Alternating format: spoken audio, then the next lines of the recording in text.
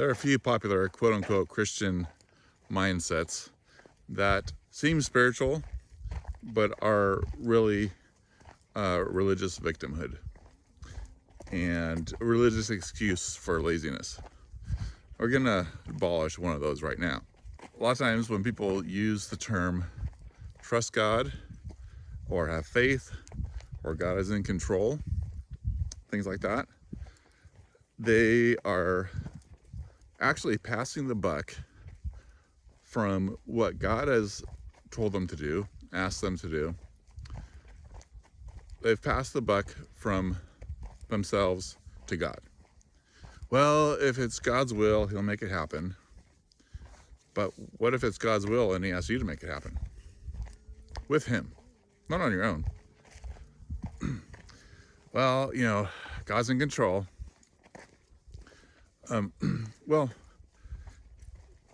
he's not controlling you though. He asks you to be in control of you. One of the fruits of the Spirit is self-control.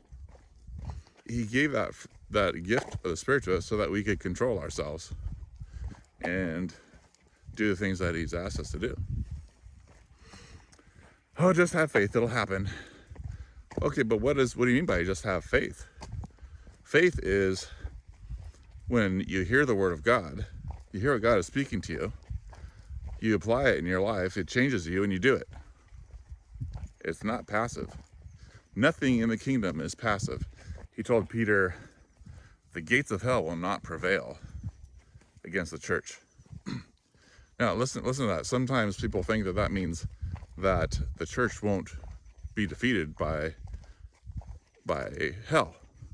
But gates, we're talking about the gates of hell. Gates are not offensive, gates are defensive. Jesus is saying that his church will actively overcome the devil's kingdom, the gates of hell. We're going to stomp down the gates and bring God's kingdom to the places where the devil once had sway.